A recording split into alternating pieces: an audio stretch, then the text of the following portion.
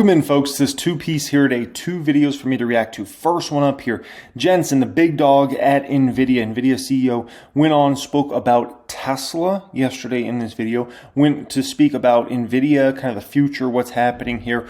I think it's a very important interview to react to, so that's why we're going to do it here today. Then I want to react to this one. Nvidia valuation based on expectations that it can do no wrong. This should be an interesting one to react to here today, okay? Appreciate y'all joining me as always. All I ask in return, hit that like button and make sure you're subscribed here to the channel. 45,000 plus subscribers strong. I appreciate each and every one of you. By the way, I made moves in my Patreon portfolio. If you want to basically see the stocks I'm buying and selling each week, then you can join my Patreon, support my content through that as well. And that will be the pinned comment down there. I bought 3 different things here today. So once again, that's pinned comment to see all those moves each week. Alrighty, let's get in this. Yahoo Finance's market domination. Here with our tech editor, Dan Howley. Nvidia has done it again. The chip giant blowing past analyst expectations in its strong fiscal first quarter. Data center revenue alone soaring by 427% year over year. And the company also gave another bullish sales forecast, which shows that AI spending momentum continues apace. On top of all that, the company also announced a 10-for-1 forward stock split and raised its dividend. Joining us now, Nvidia founder and CEO Jensen Huang, fresh off the conference call. Jensen, welcome. Thank you so much for being with us. I'm happy to be here. Nice to see you guys. You too. I want to start with Blackwell, which is your next generation chip. It's shipping this year, you said on the call. You also said on the call, we will see a lot of Blackwell revenue this year. So if we're looking at about $28 billion in revenue in the current quarter, and Blackwell is a more expensive product than Hopper, the chip series out now, what does that imply about revenue in the fourth quarter and for the full year? Well, it should be significant. Yeah, Blackwell, and as you know, we guide one quarter at a time. And but what I could tell you about Blackwell is this. This is a giant leap in AI, and it was designed for trillion parameter AI models. And this is, as you know, we're already at 2 trillion parameters. Model sizes are growing, about doubling every 6 months. And the amount of processing between the size of the model, the amount of data is growing 4 times. And so the ability for these data centers to keep up with these large models really depends on the technology that we bring to them. And so the Blackwell is designed also for incredibly fast inferencing. And inference used to be about recognition of things, but now inferencing, as you know, is about generation of information, generative AI. And so whenever you're talking to ChatGPT and it's generating information for you or drawing a picture for you or recognizing something and then drawing something for you, that generation is a brand new inferencing technology, is really, really complicated and requires a lot of performance. And so Blackwell is designed for large models, for generative AI, and we designed it to fit into any data center. And so it's air-cooled, liquid-cooled, x86, or this new revolutionary processor we designed called Grace Blackwell Superchip. And then, supports InfiniBand data centers like we used to, but we also now support a brand new type of data center, Ethernet. We're going to bring AI to Ethernet data centers. So the number of ways that you could deploy Blackwell is way, way higher than Hopper generation. So I'm excited about that. So the important thing to understand about this whole situation, very important everybody understands this, is he's speaking about this Blackwell chip right now, right? And that's what's going to get a lot of the talk over the next few quarters. But just understand that this time next year, they'll be talking about some other new chip. And the next year, they'll be talking about some other new chip. And so the innovation pipeline at Nvidia is very, very strong. They're going to continue to obviously come out with better and better chips over these coming years, right? So just a little food for thought in regards to that. So everybody thinks like, okay, they got this exciting product. Does it end? No, it never really actually ends. I want to talk about the inferencing, Jensen. You know, some analysts have brought up the idea that as we move over towards inferencing from the training, that there may be some in-house companies, processors from companies, those made from Microsoft, Google, Amazon, may be more suited for the actual inferencing. I guess, how does that impact NVIDIA then? Well, inferencing used to be easy. You know, when people started talking about inference, generative AI didn't exist. And now generative AI is of course, is about prediction, but it's about prediction of the next token or prediction of the next pixel or prediction of the next frame. And all of that is complicated. And generative AI is also used for understanding in order to generate the content properly, you have to understand the context and what is called memory. And so now the memory size is incredibly large, and you have to have context memory. You have to be able to generate the next token really, really fast. It takes a whole lot of tokens to make an image. It takes a ton of tokens to make a video, and it takes a lot of tokens to be able to reason about a particular task so that it can make a plan. And so the generative AI era really made inference a million times more complicated. And as you know, the number of chips that were intended for inference kind of fell by the wayside, and now people are talking about building new chips. The versatility of NVIDIA's architecture makes it possible for people to continue to innovate and create these amazing new AIs, and then now Blackwell's coming. So in other words, you think you still have a competitive advantage even as the market sort of shifts to inferencing? We have a great position in inference because inference is just a really complicated problem.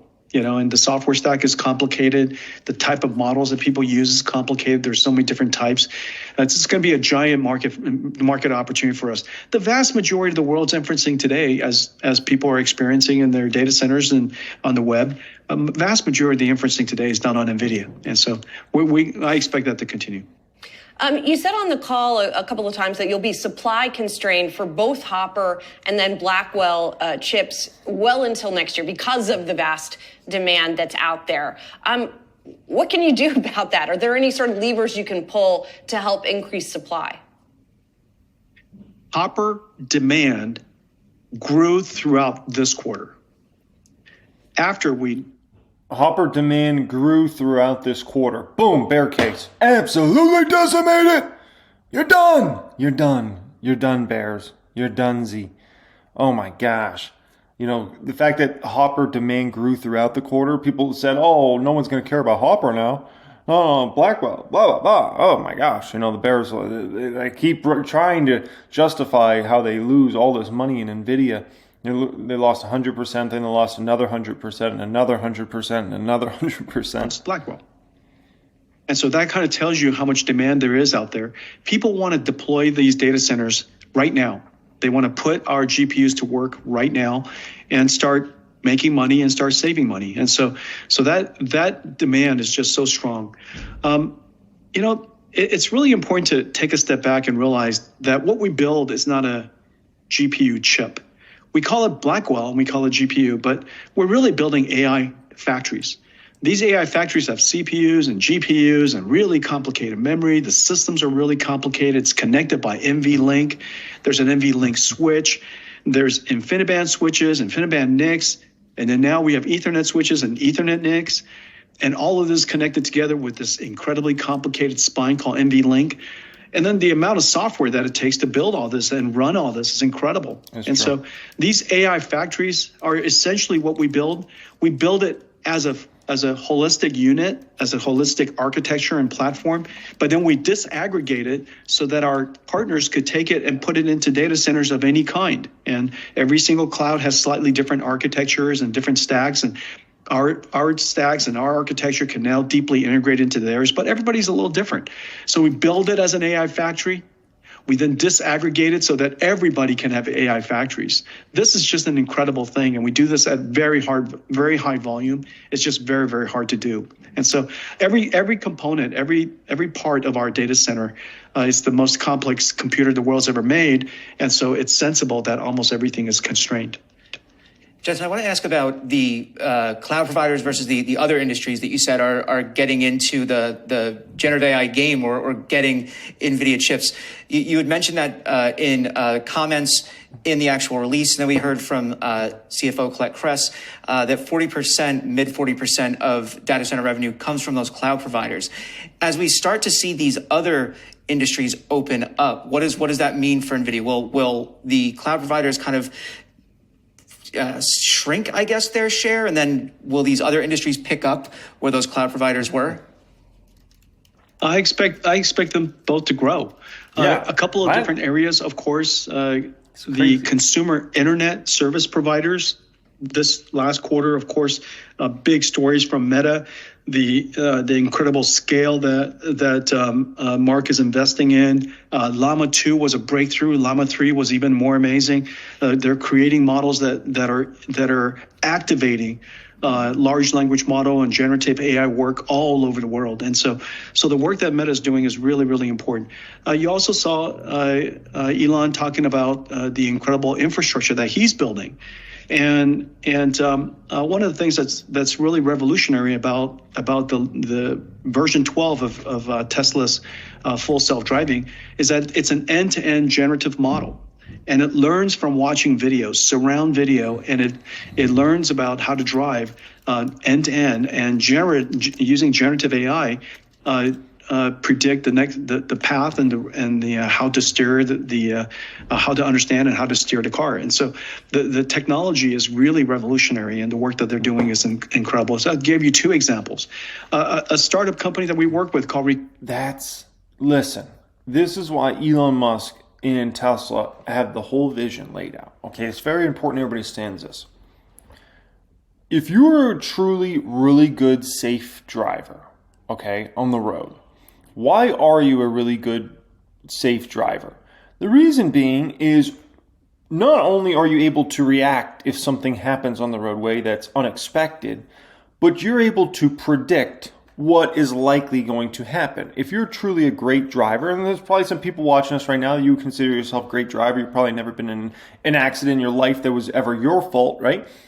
Why are you a good driver? It's because you're able to predict what's likely to happen. Oh, that guy, I could tell he's going to want to get over in this lane, so I'm going to adjust my car, properly. I can see that person over there is on their phone. They don't look like they're paying attention. They're swerving in and out of lanes. Let me slow up a little bit here. They're not clearly not paying attention to the road right now, right? Oh, that pedestrian, they look a little crazy, like they're just going to cross the road at any moment, right? You're able to see things and predict what's likely to happen, right? That's what makes a actually really great driver on the road, right? That will probably go through their life and never be in an accident, or maybe one accident in their life and probably never be in part of one that is actually their fault, right? And it's being attentive to everything that's going on and taking everything into account, which is a lot of stuff to take into account. You don't even realize how much stuff you're actually taking into account, right? And so when people talk about LiDAR is going to fix things, no. LiDAR is not. If you have just LiDAR, you're just being like something happens, I got to adjust and make this move over here. The roads are so unpredictable, and that's how accidents happen. Because things that, weren't supposed to happen all of a sudden happen, right? The truck's driving down the highway, and a big piece of steel falls off of it, and next thing you know, you got a hazard in the roadway, and you got to adjust for that, right? You need to be able to predict these things out before they happen, plus be good. And also, if something you didn't expect happens, reacting to that as well. That's the magic there, right? And so that's what Tesla's actually doing. And that's what makes Tesla a leader in this space overall. It's very important how Jensen's describing this here. Elon talking about the incredible infrastructure that he's building. And one of the things that's really revolutionary about the version 12 of Tesla's full self-driving is that it's an end-to-end generative model. And it learns from watching videos, surround video, and it learns about how to drive end to end and using generative AI, predict the path and the how to steer the how to understand and how to steer the car. And so the technology is really revolutionary, and the work that they're doing is incredible. So I gave you two examples. A startup company that we work with called Recursion has built up a supercomputer for generating molecules, understanding proteins and generating molecules for drug discovery. The list goes on. I mean, we can go on all afternoon, and just so many different areas of people who are now recognizing that we now have software and AI model that can understand and learn almost any language. The language of English, of course, but the language of images and video and chemicals and protein and even physics. and to be able to generate almost anything. And so it's basically like, if you're wondering why is Nvidia suddenly the most valuable company in the world, or getting close to the most valuable company, and don't be surprised if they're not the most valuable company in the world within the next month or so, right? Well, it's not just about the revenue. It's not just about the net income. It's just when you look at this company, one, no one can compete with them as of right now, right? Secondly, they're disrupting industry by industry by industry and helping these massive companies solve massive problems. And so you get paid very well. There's a great kind of saying out there about business. If you want to get rich, right, you can attack it a couple different ways. One is you can help, let's call it, people that don't have a ton of money, but you need to help a massive amount of them. Another way you can get rich is fix some rich people problems. Now, if you want to get beyond rich as a company, you help solve massive problems for massive companies, because massive companies have massive problems they're trying to solve, and those companies also have massive amounts of money, right? And so that's how you can become insanely rich as a company overall. And if you look at what Nvidia is doing, what are they doing? They're helping solve problems for the biggest, most powerful companies in the world, which then in return ends up making them the most powerful company in the world, right? Incredible. machine translation. And that capability is now being deployed at scale in so many different industries. Jensen, just one more quick last question. I'm glad you talked about the auto business and what you're seeing there. You mentioned that automotive is now the largest vertical enterprise. This is huge for Tesla. Get ready to have your socks knocked straight off. Within data center. Nike we talked about the Tesla business, but what is that all about? Is it self-driving among other automakers too? Are there other functions that automakers are using within data center? Help us understand that a little bit better. Well, Tesla is far ahead in self-driving cars. Tesla is far ahead in self-driving cars. The biggest statement you could have wanted to hear ever right there if you're a Tesla shareholder is the CEO that is the foremost expert in the entire world about AI, about these systems, saying your company is by far the leader. My gosh, it doesn't get bigger than that. Within data center, you talked about the Tesla business, but what is that all about? Is it self-driving among other automakers too? Are there other functions that automakers are using within data center? Help us understand that a little bit better. Well, Tesla is far ahead in self-driving cars, but every single car someday will have to have autonomous capability. It's safer, it's more convenient, it's more fun to drive, and in order to do that, it is now very well known, very well understood that learning from video directly is the most effective way to train these models. We used to train based on images that are labeled. We would say, this is a car, this is a car, this is a sign, this is a road. And we would label that manually. It's incredible. And now we just put video right into the car and let the car figure it out by itself. And this technology is very similar to the technology of large language models, but it requires just an enormous training facility. And the reason for that is because the data rate of video, the amount of data of video is so high. Well, the same approach that's used for learning physics, the physical world from videos that's used for self-driving cars is essentially the same AI technology used for grounding large language models to understand the world of physics. So technologies that are like Sora, which is just incredible, and other technologies, VO from Google, incredible. The ability to generate video that makes sense, that are conditioned by human prompt, that needs to learn from video.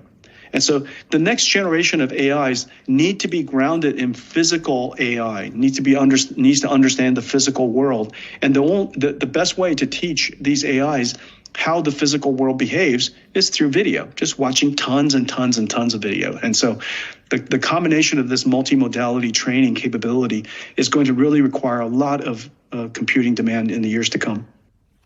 Jensen, as always, super cool stuff and great to be able to talk to you. Dan and I really appreciate it. Jensen Huang, everybody, founder and CEO of Nvidia.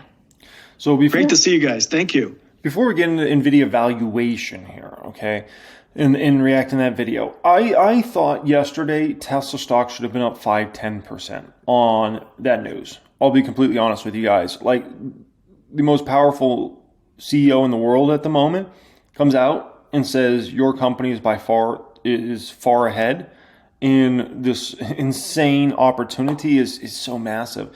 And stock didn't react yesterday. It is reacting a little bit today. It is actually my best stock out there, up about 3.2% today. So a little excitement, but yeah, man, I think it's so big. I think it's so big. By the way, Nvidia having another good day today, pushing 1,053. We'll see. We'll see if it hits 1,200 before that stock split. Don't think it can't happen. That's all I'll say about that. Don't think. I know the stock split's not that far away. It's only a couple weeks away, right? But I'm telling you, I mean, this is the most famous stock in the stock market right now. They got the stock split coming. There's gonna be a lot of excitement. There's gonna be a lot of people wanting to play this for the stock split opportunity, right? Now, am I interested in playing calls on Nvidia here for the next 2 weeks? No, absolutely not. I'm not gonna screw around with that. But would I be surprised if Nvidia's 1,200 before that stock split happens? No, I wouldn't be surprised at all. I remember what happened with the Tesla stock split back in the day, right? And Nvidia is even more of a center of attention for this market than Tesla was back when they split, which is hard to even fathom because Tesla was such a talked about stock at that time. Nvidia is another level up in terms of Wall Street paying attention to everything that's going on here. So I would not be surprised at all if that baby doesn't go up quite considerably more before that stock split. All right, let's get an evaluation around Nvidia here. Point out a few weeks ago that you thought we broke our addiction to Fed commentary and speculation. You thought that was healthy, although it doesn't sound like you think that's going to last. I think for the last few years, it's not just the last year, I think this fixation on what the Fed will or will not do has distracted us from the fundamentals. From that perspective, I think the less talk there is about the Fed, the healthier the market becomes. That's unlikely. I guess, is that a function of the volume? Is it crazy to think Nvidia could be the biggest market cap in the world before the stock split or shortly after the stock split? I don't think it's crazy. I could see it potentially happening. I mean, within the next 1 to 2 months, I think it's very possible Nvidia could become the biggest market cap in the entire stock market. It's very possible. Not a guarantee. Commentary, or is the market just primed for that no matter what? It's the delusion that the Fed sets interest rates that drives me crazy. I mean, the Fed influences rates, but it doesn't set rates. And I think as long as we believe the Fed can do whatever it wants, our investing is going to be, we're not going to invest based on what really matters. All right, so that brings us to tech and what NVIDIA told us this week. And I guess the degree to which some argue they either sucked oxygen out of the room or fed the room oxygen. What's your general take on the space? I think it's a testimonial to the power of momentum. I mean, right now the momentum is clearly with NVIDIA. They can do nothing wrong. Everything they touch turns to gold. And we've seen this with other stocks before. We saw the Tesla in 2020. We saw it with Facebook and Google in the middle of the last decade. When the momentum is with you, nothing can stop you. And right now the momentum is with NVIDIA and it's carrying it forward. But if you look at the numbers themselves, the question you got to ask is, what are people measuring these actual numbers against? What are those expectations? Because right now, those expectations seem to be whatever we do, NVIDIA will beat it. Well, I mean, when you talk about the momentum when it comes...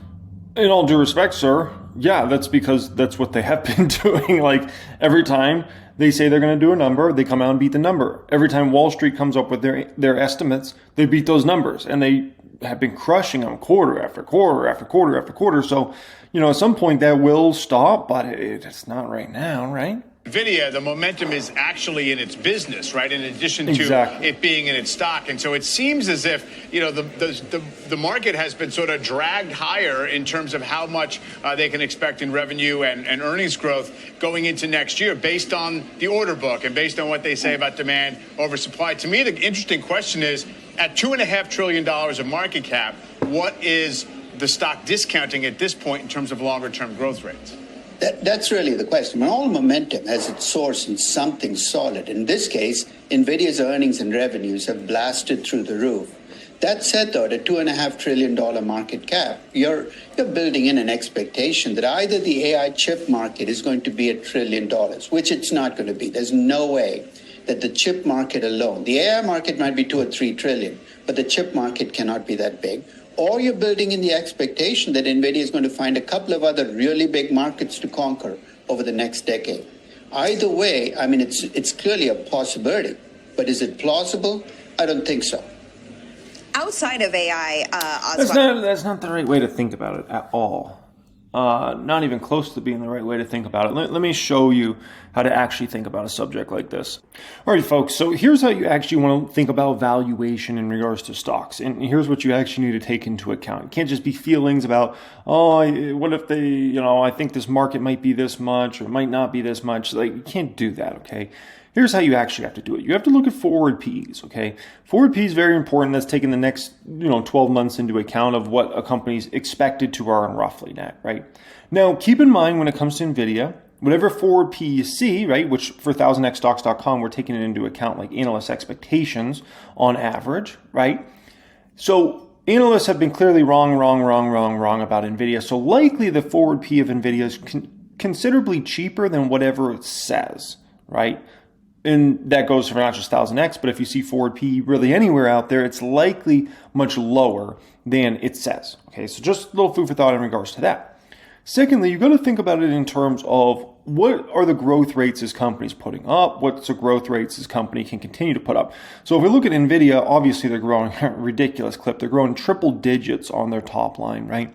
Next year, they're expected to have a major slowdown in growth, but still do like 26% revenue growth next year, right? Which would far outpace, peers. If you're going to put Nvidia versus peers, you're going to compare them with companies like Amazon and Apple. You can't even really compare Nvidia with AMD and Intel and companies like that anymore, even though they're kind of in the same space, because those companies are just so far behind Nvidia. So Nvidia is such a massive company now, you really got to compare them versus other major tech companies that you might consider buying, like an Apple or an Amazon. So you're talking about a company that's probably the reality forward P is probably like a 39 or a 40, right? Which is roughly around where Amazon's trading. But here's the deal. Nvidia has much higher growth than something like an Amazon, right? Which I own both stocks and I'm a bigger investor in Amazon. I love Amazon.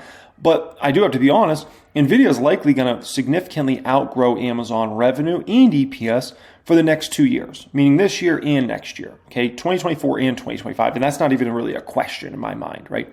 I think 2026 and beyond is more of a question mark because then it's like, okay, what happens if, orders start to slow down for Nvidia back half of 2025 and going into 2026? Then you could be talking about Nvidia, sees a massive slowing in the business model and potentially a big fall in that stock price, right? But at the end of the day, I think it's hard to still make a case that Nvidia is some crazy overvalued stock just based upon the fact that they have this sort of ridiculous growth. And is there anybody that's going to eat into that growth? Not really. Is there something that's going to end this growth right now? No, because we know all their biggest customers are usually the biggest tech companies in the world. And all those companies have already committed to their budgets for this year and are already soft committing to their budgets for next year. So we know these Nvidia chips are going to continue to be bought up heavily, and not just the chips, but everything Nvidia has going on in their business model for not only this year, but next year as well, right? Which means their valuation, it's hard to make a case that this is some crazy overvalued company, right? Now, if the stock keeps running, you could start making a case that I made for Tesla years ago, where essentially the valuation gets pushed so much that the stock could basically either downtrend or stagnate for several years, right? That happened with Tesla, but I actually still don't think Nvidia's quite got there, right? This stock would have to move up another considerable amount for me to start to say, okay, this looks like a level that Nvidia is probably close to topping at, right? And remember, even when I was making that case around Tesla didn't really truly top for another probably, 6 months, maybe 12 months. So let's say Nvidia keeps running, that stock keeps running the next few months, and then I'm able to make a case about, okay, Nvidia's probably setting up for a big downtrend or stagnation for a given time period, right?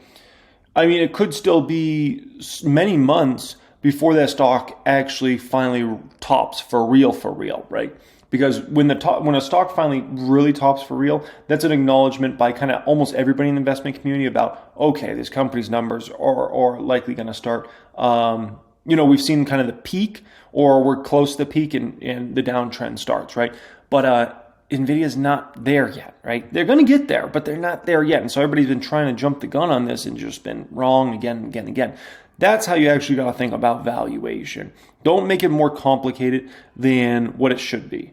And try to take opinion out of it as much as possible. Look at growth rates, look at likely future growth rates, look at forward PE, take those things into account. How do you perceive the valuation gap in the private markets versus the public markets? We're hopeful and waiting the potential for some IPOs this summer, hopeful from the standpoint of activity down here at the NYSE perhaps. But we keep hearing instances that there's this gap between the valuations that the companies looking to go public are looking to get versus what the buy side is willing to pay. How are you kind of observing this dynamic? I think there is a gap between not so much public versus private, but money-making big tech companies and money-losing small tech companies. Fair. While tech has gone up a lot over the last year and a half, much of it has been at the top of the ladder, the large market cap money-making tech companies. And part of the reason I think we're not seeing the IPOs that you'd expect to see when tech is doing well is because of that disconnect. That disconnect might disappear if the market keeps doing well. But for the moment, I think that's what's separating the two. Yep, 100%. Right on. I guess I just want to drill into the Nvidia point. Just one more thing, because people keep saying that the stock is cheaper today than it was 2 years ago because earnings estimates have come up so much. It's a company with like 80% market share, 75% gross margins, and one of the skeptical takes is that just both are maxing out right now. In other words, returns that high will inevitably draw a lot of better competition. So I guess the question is how we handicap that dynamic.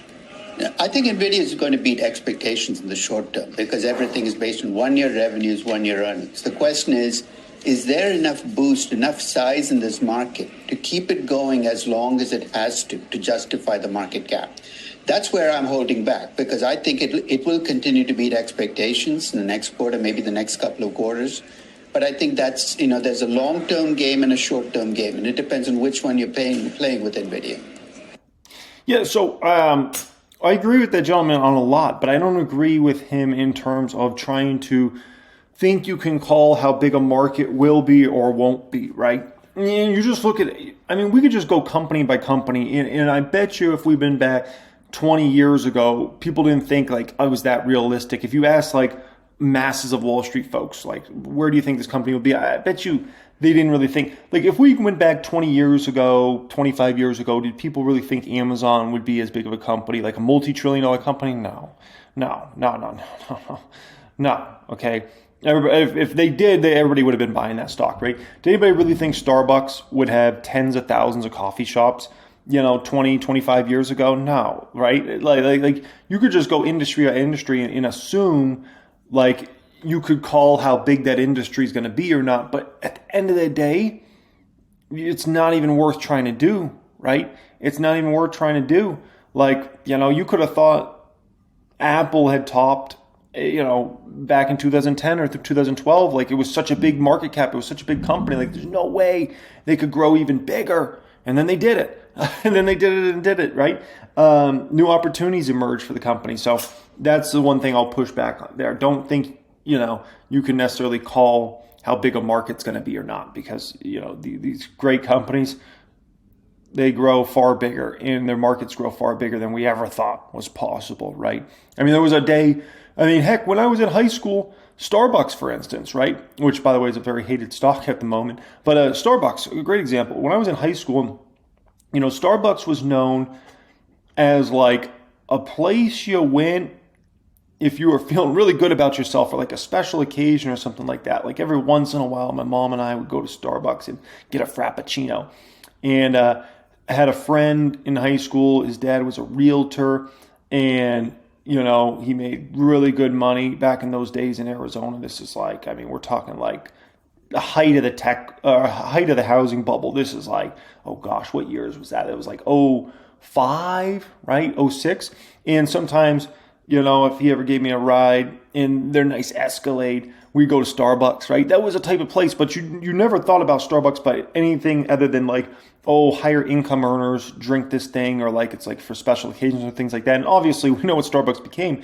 Now you can go to even, middle class communities, even like poorer communities, and you're going to find Starbucks there, right? You're going to find people from all different races drinking Starbucks now at this point in time, where it used to be only really associated with one race back in the day, right? Just to be quite honest.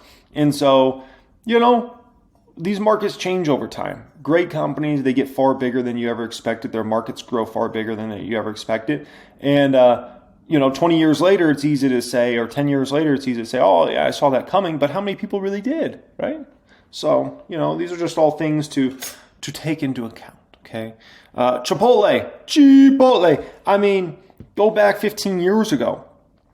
I mean, who could have ever thought Chipotle would be the biggest, the probably biggest, or one of the biggest market caps in the entire food and drink related space now at this point in time, right? McDonald's eclipses them, but I don't even know if anybody eclipses Chipotle now. If I recall, their market cap's even bigger than Starbucks now. Like, that's crazy to think about, right? So that's the bottom line with that, folks, okay? All right, appreciate you joining me as always. Thanks so much for being here, folks. If you want to support my content, you get a lot of value out of this, and you want to see the stocks I'm buying and selling each week, join my Patreon. That will be the pinned comment down there.